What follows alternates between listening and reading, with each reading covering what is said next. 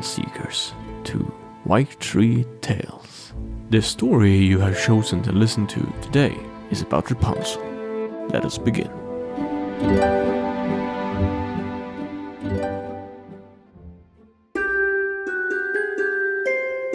There were once a man and a woman who had long in vain wished for a child. At length the woman hoped that God was about to grant her desire. These people had a little window at the back of their house, from which a splendid garden could be seen, which was full of the most beautiful flowers and herbs. It was, however, surrounded by a high wall, and no one dared to go into it, because it belonged to an enchantress, who had a great power and was dreaded by all the world. One day the woman was standing by the window and looking down into the garden, when she saw a bed which was planted with the most beautiful rampion, Rapunzel, and it looked so fresh and green that she longed for it, and had the greatest desire to eat some. This desire increased every day, and as she knew that she could not get any of it, she quite pined away and looked pale and miserable. Then her husband was alarmed and asked, "What aileth thee, dear wife?" She replied, "If I can get some of the rampion which is in the garden behind our house to eat, I shall die." The man who loved her thought, "Sooner than let thy wife die, bring her some of the rampion thyself, let it cost thee what it will." In the twilight of the evening he clambered down over the wall into the garden of the enchantress, hastily clutched a handful of rampion and took it to his wife. She at once made herself a salad out of it, and ate it with much relish. She, however, liked it so much, so very much, that the next day she longed for it 3 times as much as before. If he was to have any rest, her husband must once more descend into the garden in the gloom of the evening. Therefore he let himself down again. But when he had clambered down the wall, he was terribly frightened, for he saw the enchantress standing before him. "How canst thou dare," said she with an angry look, "to descend into my garden and steal my rampion like a thief? Thou shalt suffer for it."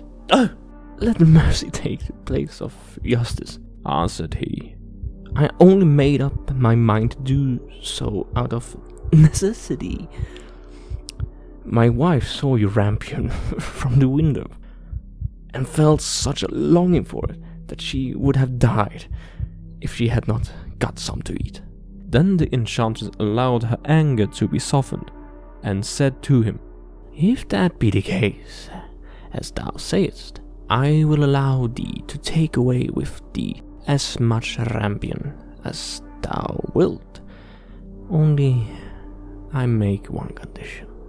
Thou must give me the child, which thy wife will bring into the world. It shall be well treated, and I will care for it like a mother." The man in his terror consented to everything, and when the woman was brought to bed, the enchantress appeared at once, gave the child the name of Rapunzel, and took it away with her.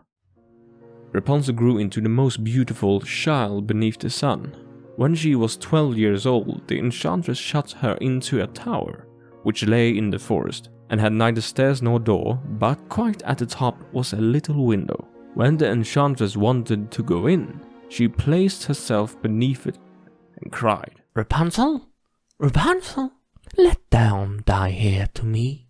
Rapunzel had a magnificent long hair, fine spun as gold, and when she heard the voice of the enchantress, she unfastened her braided tresses, bound them around one of the hooks at the window above, and then let the hair fall 20 ells down, and the enchantress climbed up by it. After a year or 2, it came to pass that the king's son rode through the forest and went by the tower.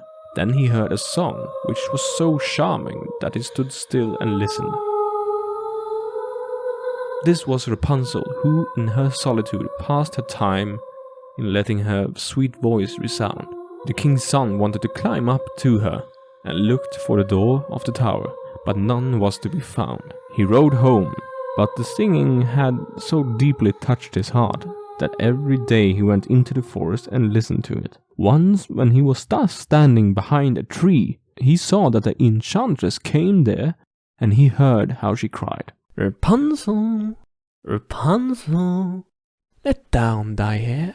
Then Rapunzel let down the braids of her hair, and the enchantress climbed up to her. "If that is the ladder by which one mounts, I will for once try my fortune," said he. And the next day, when it began to grow dark, he went to the tower and cried, "Rapunzel, Rapunzel, let down thy hair." Immediately the hair fell down and the king's son climbed up. At first Rapunzel was terribly frightened when a man such as her eyes had never yet beheld came to her, but the king's son began to talk to her quite like a friend, and told her that his heart had been so stirred that it had let him have no rest, and he had been forced to see her.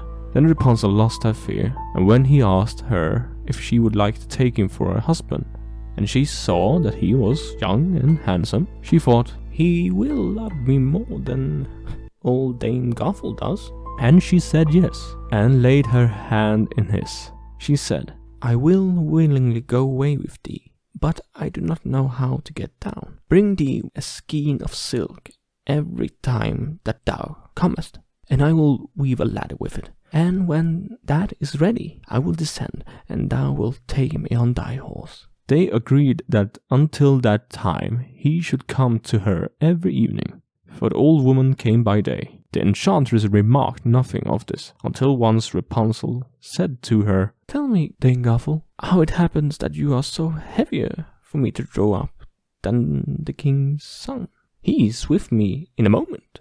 "Ah, thou wicked child," cried the enchantress, "what do I hear thee say? I thought I had separated thee from all the world, and yet thou hast deceived me."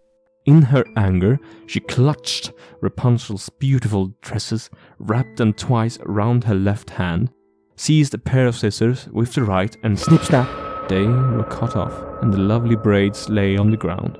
And she was so pitiless that she took poor Rapunzel into the desert, where she had to live in great grief and misery. On the same day, however, that she cast out Rapunzel, the enchantress in the evening fastened the braids of the hair which she had cut off to the hook of the window. And when the king's son came and cried, "Rapunzel, Rapunzel, let down thy hair," she let down the hair. The king's son ascended, but he did not find his dearest Rapunzel above, but the enchantress, who gazed at him with a wicked and venomous look. "Aha!" she cried mockingly, "thou wouldest fetch thy dearest." But the beautiful bird sits no longer in the nest. The cat has got it, and it will scratch thy eyes out as well. Rapunzel is lost to thee. Thou wilt never see her more." The king's son was so beside himself with pain, and in his despair he leaped down from the tower. He escaped with his life, but the thorns into which he fell pierced his eyes. Then he wandered quite blind about the forest, ate nothing but roots and berries, and did nothing but lament and weep over the loss of his dearest wife. Thus he roamed about in misery for some years, and at length came to the desert where Rapunzel, with the twins to which she had given birth, boy and a girl, lived in wretchedness. He heard a voice, and it seemed so familiar to him that he went towards it, and when he approached, Rapunzel knew him and fell on his neck and wept. 2 of her tears wetted his eyes, and they grew clear again, and he could see with them as before. He led her to his kingdom, where he was joyfully received, and they lived for a long time afterwards, happy and contented.